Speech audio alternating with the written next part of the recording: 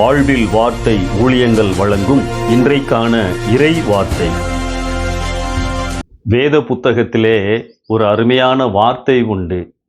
உத்தமமாய் நடக்கிறவர்களுக்கு அவர் கேடகமாயிருக்கிறார்.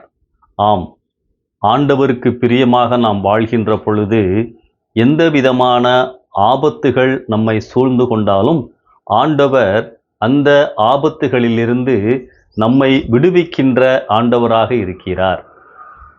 வேதத்திலும் கூட சில சம்பவங்களை நாம் பார்க்கின்றோம். சாத்ராக், மேஷாக், ஆபேத்நேகோ ஆண்டவருக்காய் வைராக்கியமாய் நின்ற பொழுது அக்கினி சூளையின் நடுவே ஆண்டவர் அவர்களை பாதுகாத்தார்.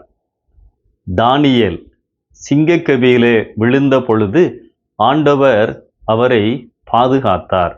இவர்கள் ஆண்டவருக்காக உண்மையாய் வாழ்ந்தவர்கள். அன்பானவர்களே, இந்த காலகட்டத்திலும் இப்படிப்பட்ட காரியங்களை ஆண்டவர் செய்கிறாரா? ஆம், அவருடைய பிள்ளைகளை ஆண்டவர் எப்பொழுதுமே அற்புதமாக பாதுகாத்து கொண்டுதான் இருக்கின்றார். நான் கேள்விப்பட்ட ஒரு காரியத்தை உங்களோடு பகிர்ந்து கொள்ள விரும்புகிறேன். 2ஆம் உலகப் போர் நடந்து கொண்டிருந்த பொழுது அமெரிக்க படைகள் முன்னேறி கொண்டிருந்தன. அந்த சமயத்திலே ஒரு குறிப்பிட்ட இடத்திலே ஒரு போர் வீரன் தன்னுடைய படை வீரர்களை விட்டு பிரிந்து போய்விட்டான். பாதுகாப்பில்லாத ஒரு சூழல், எங்கும் புகை மண்டலமாக இருந்தது. அவனால் ஒளிந்து கொள்ள முடியவில்லை. எதிரிகள் அவனை சூழ்ந்து கொண்ட ஒரு சூழ்நிலை வந்தது. ஓடிக்கொண்டே இருந்தான். ஒரு குறிப்பிட்ட இடத்திலே நிறைய சிறு சிறு குகைகள் இருந்தன. ஒரு குகைக்குள்ளதாக போய் ஒளிந்து கொண்டான். போர் வீரர்கள் அவனை தேடி வருகின்ற காலடி சத்தம் அவனுக்கு கேட்டது. ஜெபித்தான். ஆண்டவரே, நீர் என்னை பாதுகாத்து கொள்ளும்.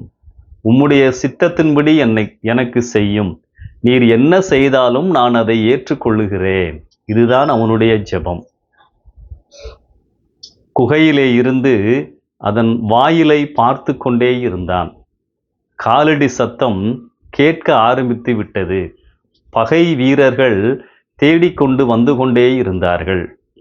ஆண்டவரே, எப்படியாவது என்னை காப்பாற்றும். அந்த சமயத்திலே அந்த குகை வாசலுக்கு முன்பதாக ஒரு சிலந்தி கூடு கட்ட ஆரம்பித்ததாம். அவன் அதை பார்த்து, என்ன ஆண்டவரே, இந்த சிலந்தி கூடு கட்டுகின்றதே, நீர் ஒரு சுவரை எழுப்பி அல்லவா என்னை பாதுகாப்பீர் என்று நான் நினைத்து கொண்டிருந்தேன். நம்பிக்கை இல்லாமல் அவன் பார்த்து கொண்டிருந்தான். ஒளிந்து கொண்டான். அந்த சமயத்திலே போர் வீரர்கள் மிகவும் அருகிலே வந்து விட்டார்கள். ஒவ்வொரு குகையாக நுழைந்து பார்த்த பொழுது, இவன் இருந்த குகைக்கு பக்கத்திலே வந்த பொழுது, உள்ளே போவதற்காய் ஒரு போர் வீரன் வந்த பொழுது இன்னொருவன் சொன்னான், நீ அந்த குகைக்குள்ளதாய் போக வேண்டிய அவசியமில்லை. அங்கே பார், சிலந்தி கூடு இருக்கின்றது. எனவே யாரும் உள்ளே போயிருக்க முடியாது என்று சொல்லி அவர்கள் வேறு பக்கமாய் சென்று விட்டார்களாம். அப்பொழுதுதான் ஆண்டவருடைய ஞானத்தை, பாதுகாப்பை அவன் உணர்ந்தான். ஆண்டவரே, நீர் கற்பாரை அமைத்து என்னை பாதுகாப்பீர் என்று நான் நினைத்திருந்தேன். ஆனால் ஒரு சிலந்தி பூச்சியை வைத்து நீர் என்னை காப்பாற்றி விட்டீரே.